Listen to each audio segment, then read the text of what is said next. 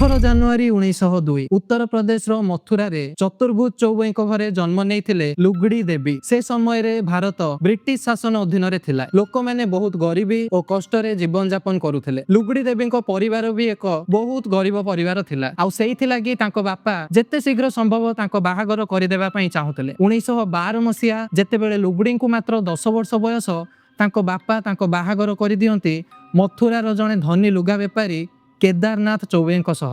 एते कम बयस रे बाहागर कथा शुणी आपण भी आश्चर्य हुअंतुनी, कहीं से समय पई यह बहुत साधारण कथा थिला।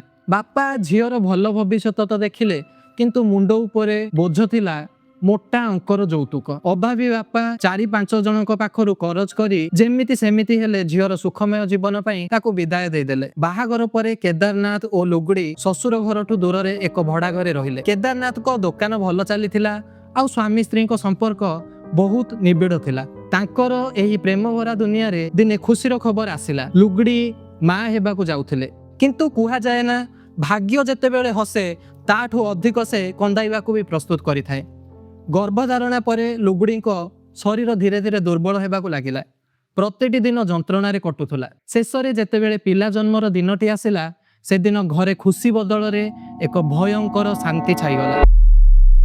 लुगड़ी एक मृत शिशु को जन्म देले। जणे माँ पई एहाटारु बड़ दुख आउ कोन बा होई पारे। एते बड़ आघात परे भी केदारनाथ तांको हाथ छाड़ी नथिले। स्वामी को सेवा और भल पाइबा लुगड़ी को पुणी थरे बंचिबार साहस देइथिला। एमिति किछि वर्ष बीतीगला। 1925 मसीहा लुगड़ी को एबे 23 वर्ष बयस। से द्वितीय थर पाई गर्भवती हेले। मनरे भय थिला, किंतु छोट मोट आशा भी थिला। 25 सेप्टेम्बर 1925 भगवान सेमानक डाक शुणिले। एक सुस्थ सुंदर पुओटीए जन्म नेला, जार ना रखागला ननिता लाल। किंतु विधिर विधान थिला अति विचित्र। पुओ को जीवन देबा पाई लुगड़ी को निज जीवनर बाजी लगाइबाकू पड़िथिला। सेही असह्य प्रसव पीड़ा तांको मृत्युर द्वार देश रे पहुंचाई देथिला। लुगड़ी निज शेष आखिरे केवल थरुटीए पई निज पुओ को देखि पारिले। थरुटीए पई ताको छुई पारिथिले। हॉस्पिटल बेड रे पड़ी पड़ी मृत्यु सह संग्राम करू करू नवनीतर जन्मर ठीक 9 दिन करे, अर्थात 4 अक्टोबर 1925 रे लुगड़ी देवी सबुदिन पई आखि बुझी देले। संसार पई यह एक साधारण मृत्यु थिला, किंतु एहा परे जहा घटिबाकू जाउथिला ता समस्त को कल्पना बाहर थिला। घटिबाकू जाउथिला इतिहासर एमिति एक रहस्य जहा सामने रे विश्वर बड़ बड़ वैज्ञानिक आउ डाक्टर माने मुंड नुआइबाकू जाउथिले। घटनाटी एते चांचल्यकर थिला जे स्वयं महात्मा गांधी मध्य निजको अटकाई पारि नथिले और से निजे एही रहस्यर साक्षी हेबाकू चाहुथिले।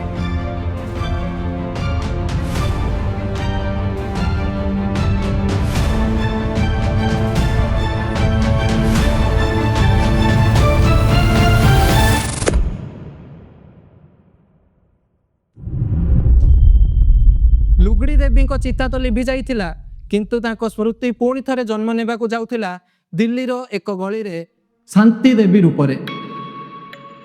लुगड़ी देवी को मृत्युर 14 मास परे, अर्थात 11 डिसेम्बर 1926 रे मथुरा ठारू 145 किलोमीटर दूर दिल्ली रे एक छोट परिवार रे जन्मनिया एक कुनी झियो। पिता रंग बहादुर माथुर तार ना रखिले शांति देवी। ना जेमिति थिला पिलाटी भी सेमिति, अति शांत और गंभीर। शांति अन्य पिला भली जमा भी नथिला। ना ता मनरे खेलकूद प्रति आग्रह थिला, ना अन्य पिलांक सह मिसिबार इच्छा। सबुबेले चुपचाप आउ एकुटिया। एही निस्तब्धता भितरे एक भयंकर रहस्य लुचि रहिथिला। जेतेबेले शांति 4 वर्ष बयस हेला, से एमिति किछि अजब कथा कहिबाकू लागिला जहा शुणी काहारी को भी विश्वास हेलानी। से कहूतिला एइटा मोर असल घर नुहे कि तुमे कहीं मोर असल बापा माँ नुह।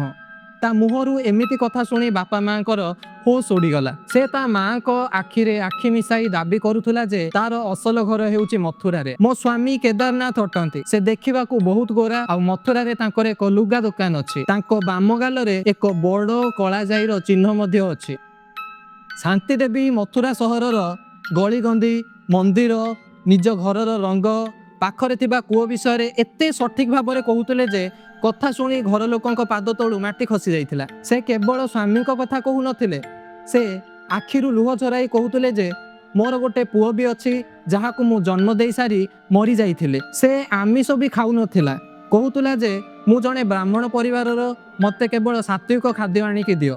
ଜଣେ 4 ବର୍ଷର ଝିଅ ମୁହଁରୁ ସ୍ୱାମୀ, ପୁଅ ଆଉ ପ୍ରସବ ପୀଡ଼ାର କଥା ଶୁଣିବା ପରେ କାହାରି ପାଖରେ କୌଣସି ଜବାବ ନଥିଲା। ତାଙ୍କ ବାପା ମା ଭାବିଲେ ବୋଧେ ଝିଅ ମନଗଢ଼ା କାହାଣୀ କହୁଛି, କାହିଁକି ନା ଛୋଟ ଛୁଆମାନେ ଅନେକ ସମୟରେ କିଛି ବି ଗପି ଦିଅନ୍ତି। କିନ୍ତୁ ସେମାନେ ଜାଣିନଥିଲେ ଯେ ଏହା କୌଣସି ଗପ ନୁହେଁ, ବରଂ କିଛି ଅଲଗା। ଏମିତି ଚାଲୁ ଚାଲୁ ଶାନ୍ତି 6 ବର୍ଷ ବୟସରେ ପହଞ୍ଚିଗଲା ଓ ପାଖ ସ୍କୁଲରେ ତାର ଆଡମିସନ କରାଗଲା। କିନ୍ତୁ ତାର ସେସବୁ କଥା ଗୁଡ଼ାକ ବନ୍ଦ ହୋଇନଥିଲା। ଏଇଠି କାହାଣୀର ସବୁଠାରୁ ଇଣ୍ଟରେଷ୍ଟିଂ ମୋଡ଼ ଆସିଲା। ସ୍କୁଲ ପ୍ରଧାନ ଶିକ୍ଷକ ସାର୍ ଲାଲାଚାନ୍ଦ ସବୁ ଜାଣିବା ପରେ ଶାନ୍ତିର କଥାକୁ ସିରିୟସଲି ନେବାକୁ ଲାଗିଲେ।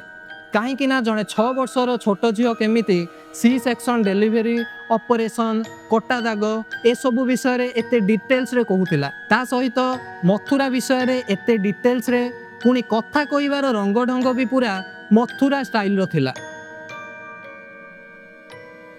ପ୍ରଧାନ ଶିକ୍ଷକ ଲାଲାଚାନ୍ଦ ଶାନ୍ତି କହିଥିବା ସେହି ଠିକଣା ଅନୁସାରେ ମଥୁରାର ଲୁଗା ବେପାରୀ କେଦାରନାଥ ଚୌବେଙ୍କ ପାଖକୁ ଏକ ଚିଠି ପଠାଇଲେ। ଚିଠିଟି ଯେତେବେଳେ ମଥୁରାରେ ପହଞ୍ଚିଲା, କେଦାରନାଥଙ୍କ ପାଇଁ ଏହା ଏକ ଶକ୍ତ ଧକ୍କା ସଦୃଶ ଥିଲା। ସେ ସ୍ତବ୍ଧ ହୋଇ ରହିଗଲେ, କାରଣ ଚିଠିରେ ଲେଖାଥିବା ପ୍ରତିଟି କଥା ତାଙ୍କର ମରିଯାଇଥିବା ସ୍ତ୍ରୀଙ୍କ ଜୀବନ ସହ ସମ୍ପୂର୍ଣ୍ଣ ଭାବେ ମିଶି ଯାଉଥିଲା। କିଛି ସପ୍ତାହ ପରେ କେଦାରନାଥ ସେହି ଚିଠିର ଜବାବ ଦେଲେ। ସେ ସ୍ୱୀକାର କଲେ ଯେ ତାଙ୍କ ସ୍ତ୍ରୀ ରୁଗଡ଼ି ଦେବୀଙ୍କର କିଛି ବର୍ଷ ପୂର୍ବେ ମୃତ୍ୟୁ ହୋଇସାରିଛି, କିନ୍ତୁ ସେ ଜଣେ 6 ବର୍ଷର ଝିଅକୁ ଏତେ ସହଜରେ ବିଶ୍ୱାସ କରିବାକୁ ପ୍ରସ୍ତୁତ ନଥିଲେ।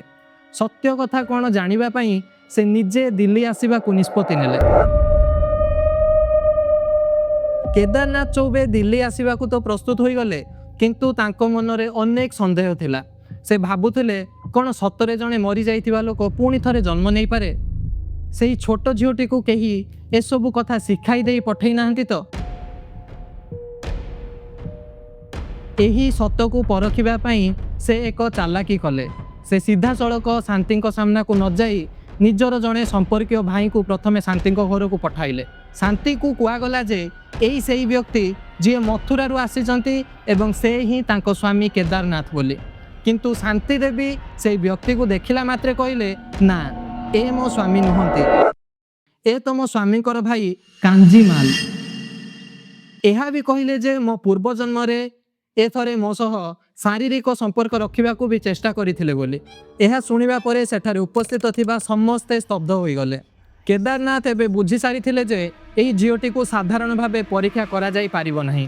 ଶେଷରେ ସେ ନିଜେ ଶାନ୍ତିଙ୍କ ସାମ୍ନାକୁ ଆସିଲେ। କେଦାରନାଥକୁ ଦେଖିବା ମାତ୍ରେ 9 ବର୍ଷର ଶାନ୍ତି ଦେବୀଙ୍କ ଆଖିରୁ ଲୁହ ଝରିବାକୁ ଲାଗିଲା। ସେ ଲାଜରେ ନିଜ ମୁହଁକୁ ଓଢ଼ଣୀରେ ଢାଙ୍କିଦେଲେ ଓ ଅତି ଧୀର ସ୍ୱରରେ କହିଲେ, ହଁ, ଏହି ମୋ ସ୍ୱାମୀ ଅଟନ୍ତି। କିନ୍ତୁ ସବୁଠାରୁ ଭାବପୂର୍ଣ୍ଣ ମୁହୂର୍ତ୍ତ ସେତେବେଳେ ଆସିଲା ଯେତେବେଳେ କେଦାରନାଥଙ୍କ ସହିତ ତାଙ୍କ 10 ବର୍ଷର ପୁଅ ନବନୀତ ମଧ୍ୟ ଆସିଥିଲା। ଶାନ୍ତି ଦେବୀ ନିଜ ପୁଅକୁ ଦେଖିବା ମାତ୍ରେ କାନ୍ଦି କାନ୍ଦି ତାକୁ କୋଳକୁ ଆଣିବାକୁ ଚେଷ୍ଟା କଲେ। ଜଣେ 9 ବର୍ଷର ଝିଅ ନିଜଠାରୁ ବଡ଼ ଦିଶୁଥିବା ଏକ ପୁଅକୁ ଦେଖି ଯେମିତି ମମତାରେ ପାଗଳ ହୋଇଯାଇଥିଲେ, ତାହା ଦେଖି ସ୍ୱୟଂ କେଦାରନାଥଙ୍କ ଆଖିରୁ ବି ଲୁହ ଝରି ଆସିଲା ଓ ସେ ଏକାନ୍ତରେ କଥା ହେବାକୁ ଶାନ୍ତିଙ୍କ ବାପାଙ୍କୁ ଅନୁମତି ମାଗିଲେ। ଯେତେବେଳେ ଶାନ୍ତି ଓ କେଦାରନାଥ ଗୋଟିଏ ବନ୍ଦ କୋଠରୀରେ ଏକାନ୍ତରେ ବସିଲେ, ସେତେବେଳେ ଶାନ୍ତି ଦେବୀ ଏମିତି କିଛି ବ୍ୟକ୍ତିଗତ ରହସ୍ୟ ଖୋଲିବାକୁ ଲାଗିଲେ ଯାହା ଶୁଣି କେଦାରନାଥ ସ୍ତବ୍ଧ ହୋଇ ରହିଗଲେ। ଶାନ୍ତି ସେମାନଙ୍କ ବୈବାହିକ ଜୀବନର ଅତି ଗୋପନୀୟ କଥା, ଏମିତିକି ସେମାନଙ୍କ ମଧ୍ୟରେ ଥିବା ଇଣ୍ଟରଜେକ୍ସନ୍ସ, ସେ ଲୁଚାଇ ରଖିଥିବା ଟଙ୍କାର ସ୍ଥାନ ଓ ଶୟନ କକ୍ଷର ଅତି ନିଜସ୍ୱ କଥାଗୁଡ଼ିକ ହୁବହୁ କହିବାକୁ ଲାଗିଲେ। ସେହି କୋଠରୀର 4 କାନ୍ଥ ଭିତରେ ଶାନ୍ତି ଏମିତି କିଛି ତଥ୍ୟ ଦେଲେ ଯାହା ଦୁନିଆରେ କେବଳ କେଦାରନାଥ ଏବଂ ତାଙ୍କ ମୃତ ପତ୍ନୀଙ୍କ ଛଡ଼ା ଆଉ କାହାରିକୁ ବି ଜଣା ନଥିଲା। କିଛି ସମୟ ପରେ ଯେତେବେଳେ କେଦାରନାଥ ସେହି କୋଠରୀରୁ ବାହାରକୁ ଆସନ୍ତି, ସେତେବେଳେ ତାଙ୍କ ଆଖି ଲୁହରେ ଭରି ଯାଇଥିଲା। ସେ ବାହାରକୁ ଆସି ସମସ୍ତଙ୍କ ସାମ୍ନାରେ କହିଲେ ଯେ ହଁ, ଏ ହିଁ ମୋ ପତ୍ନୀ ଲୁଗଡ଼ି ଦେବୀ। When Kedarnath came to Delhi, and there were a lot of people very curious to know whether Shanti had been talking all nonsense or there is truth in it. But when in the morning, Kedarnath very openly and clearly stated that I am 100% convinced she is Dugdhi. ସେହି ଦିନଠାରୁ ଶାନ୍ତି ଦେବୀଙ୍କ କାହାଣୀ କେବଳ ଗୋଟିଏ ଘରର ଚାରି କାନ୍ଥ ଭିତରେ ସୀମିତ ରହିଲା ନାହିଁ। ଏହି ଚାଞ୍ଚଲ୍ୟକର ଖବରକାଗଜରୁ ଆରମ୍ଭ କରି ସାରା ଦେଶରେ ଜଙ୍ଗଲ ନିଆଁ ଭଳି ଖେଳିଗଲା। ଲୋକମାନେ ବିଶ୍ୱାସ କରିପାରୁନଥିଲେ ଯେ ଆଧୁନିକ ଯୁଗରେ ଏପରି ଏକ ପୁନର୍ଜନ୍ମର ଘଟଣା ସତ ହୋଇପାରେ ବୋଲି। ଏହି ଘଟଣା ଏତେ ବଡ଼ ରୂପ ନେଲା ଯେ ସ୍ୱୟଂ ମହାତ୍ମା ଗାନ୍ଧୀଙ୍କ କାନରେ ଏହି ଖବର ପହଞ୍ଚିଲା। ଗାନ୍ଧୀଜୀ ମଧ୍ୟ ଏହି ରହସ୍ୟ ଜାଣିବାକୁ କୌତୂହଳ ହୋଇଉଠିଲେ। ସେ ଶାନ୍ତି ଦେବୀଙ୍କୁ ନିଜ ସାବରମତୀ ଆଶ୍ରମକୁ ଡାକିଲେ ଏବଂ ତାଙ୍କ ସହ ଦୀର୍ଘ ସମୟ ଧରି କଥା ହେଲେ। ଜଣେ 9 ବର୍ଷର ଝିଅର ସ୍ମୃତିଶକ୍ତି ଆଉ ସଠିକତା ଦେଖି ଗାନ୍ଧୀଜୀ ସ୍ତବ୍ଧ ହୋଇଉଠିଲେ। କୌଣସି ଗୁଜବକୁ ପ୍ରଶ୍ରୟ ନ ଦେଇ ସତ୍ୟ ଜାଣିବା ପାଇଁ ଗାନ୍ଧୀଜୀ 15 ଜଣ ବଡ଼ ବଡ଼ ବ୍ୟକ୍ତି, ରାଜନେତା ଏବଂ ତଦନ୍ତ କମିଟି ଗଠନ କଲେ। ସେମାନଙ୍କର ଏକମାତ୍ର ଉଦ୍ଦେଶ୍ୟ ଥିଲା ଶାନ୍ତି ଦେବୀଙ୍କୁ ମଥୁରା ନେଇଯିବା ଏବଂ ସେଠାରେ ତାଙ୍କର ପରୀକ୍ଷା କରିବା। 15 ନଭେମ୍ବର 1935 ଦିଲ୍ଲୀ ରେଳ ଷ୍ଟେସନରେ ହଜାର ହଜାର ଲୋକଙ୍କ A ଭିଡ଼। team of politicians, scientists and journalists took Shanti to Mathura. Their aim was to test the 9-year-old's knowledge of the town and people. Mahatma ଗାନ୍ଧୀଙ୍କ ଦ୍ୱାରା ଗଠିତ ସେହି ତଦନ୍ତ କମିଟି ସହିତ ଶାନ୍ତି ଦେବୀ ବାହାରିଲେ ମଥୁରା ଅଭିମୁଖେ। ସମସ୍ତଙ୍କ ମନରେ ଗୋଟିଏ ପ୍ରଶ୍ନ, କ'ଣ ଜଣେ 9 ବର୍ଷର ଝିଅ ମଥୁରାର ସେହି ଗଳି ଭିତରେ ନିଜ ଠିକଣା ଖୋଜି ପାରିବ? ଟ୍ରେନ୍ ଯେମିତି ମଥୁରା ଷ୍ଟେସନରେ ପହଞ୍ଚିଲା, ଶାନ୍ତି ଦେବୀଙ୍କ ଆଖିରେ ଏକ ଅଜବ ଚମକ ଦେଖାଗଲା। ସେ କୌଣସି ଗାଇଡ୍ର ସାହାଯ୍ୟ ନ ନେଇ ଷ୍ଟେସନରୁ ବାହାରକୁ ଆସିଲେ। ଭିଡ଼ ଭିତରୁ ଜଣେ ବୟସ୍କ ବ୍ୟକ୍ତିଙ୍କୁ ଦେଖି ସେ ହଠାତ୍ ଦୌଡ଼ିଗଲେ ଏବଂ ତାଙ୍କୁ ପ୍ରଣାମ କଲେ। ସେହି ବ୍ୟକ୍ତି ଜଣକ ଥିଲେ ଲୁଗଡ଼ି ଦେବୀଙ୍କ ଦେଢ଼ଶୁର। ସେହି ମୁହୂର୍ତ୍ତରେ ତଦନ୍ତ କମିଟିର ସଭ୍ୟମାନେ ସ୍ତବ୍ଧ ହୋଇଗଲେ। ପରୀକ୍ଷା ଏଇଠି ଶେଷ ହୋଇନଥିଲା। ଶାନ୍ତିଙ୍କୁ ଏକ ଘୋଡ଼ା ଗାଡ଼ିରେ ବସାଗଲା ଏବଂ କୁହାଗଲା ରାସ୍ତା ଦେଖାଇବା ପାଇଁ।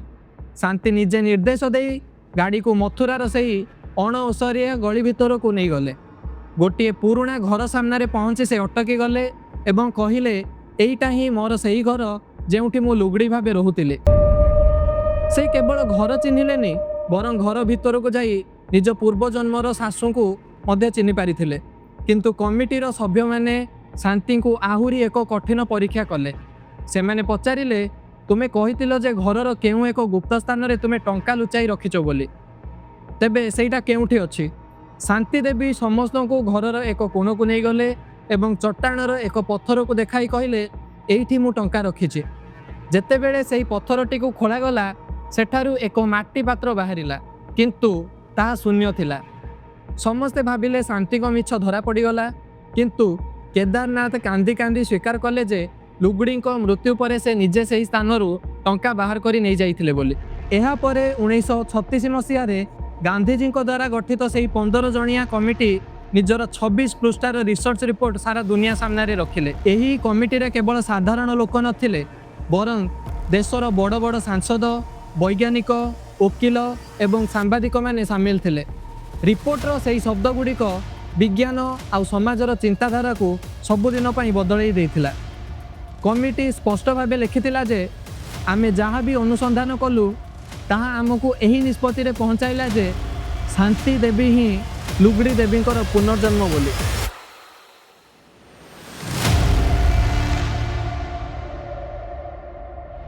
କିନ୍ତୁ ଶାନ୍ତିଙ୍କ ପାଇଁ ଏହି ସତ୍ୟ ଯେତିକି ଆଶ୍ଚର୍ଯ୍ୟଜନକ ଥିଲା, ସେତିକି ଯନ୍ତ୍ରଣାଦାୟକ ବି ଥିଲା।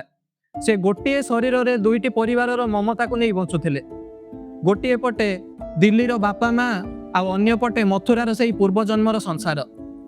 ଲୁଗଡ଼ିଙ୍କ ମୃତ୍ୟୁ ପରେ କେଦାରନାଥ ଦ୍ୱିତୀୟ ବିବାହ କରିସାରିଥିଲେ ଏବଂ ସେ ଶାନ୍ତିଙ୍କ ଠାରୁ ବୟସରେ ବହୁତ ବଡ଼ ବି ଥିଲେ।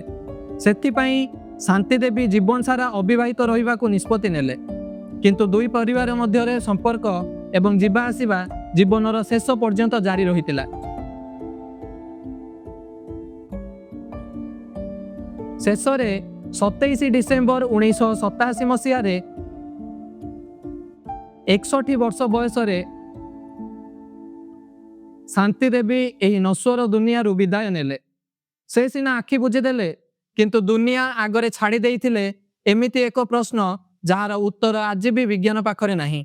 ଶହ ଶହ ବିଦେଶୀ ଗବେଷକ ଭାରତ ଆସିଲେ, ବର୍ଷ ବର୍ଷ ଧରି ତାଙ୍କ ଉପରେ ରିସର୍ଚ୍ଚ ଚାଲିଲା, ଶହ ଶହ ବହି ଲେଖାଗଲା, କିନ୍ତୁ ଆଜି ଯାଏଁ କେହି ବି ଶାନ୍ତି ଦେବୀଙ୍କୁ ମିଛ ପ୍ରମାଣିତ କରିପାରିଲେ ନାହିଁ। ଭାରତରେ ଏହି ଅବିଶ୍ୱସନୀୟ କାହାଣୀ ଆପଣଙ୍କୁ କେମିତି ଲାଗିଲା? ଆପଣ ପୁନର୍ଜନ୍ମ ଉପରେ ବିଶ୍ୱାସ କରନ୍ତି କି ନାହିଁ କମେଣ୍ଟରେ ନିଶ୍ଚୟ ଜଣାନ୍ତୁ। ଏହିଭଳି ଆହୁରି ରହସ୍ୟମୟ ଏବଂ ରିସର୍ଚ୍ଚ ବେସ୍ଡ ଭିଡ଼ିଓ ଦେଖିବା ପାଇଁ ଆମ ଚ୍ୟାନେଲକୁ ସବସ୍କ୍ରାଇବ୍ କରନ୍ତୁ ଏବଂ ଭିଡ଼ିଓଟିକୁ ସେୟାର କରି ସମସ୍ତଙ୍କ ପାଖରେ ପହଞ୍ଚାନ୍ତୁ। ଦେଖା ହେବା ଆଉ ଏକ ନୂଆ ଭିଡ଼ିଓରେ ଆଉ ଏକ ନୂଆ ଅଧ୍ୟାୟର ସହିତ।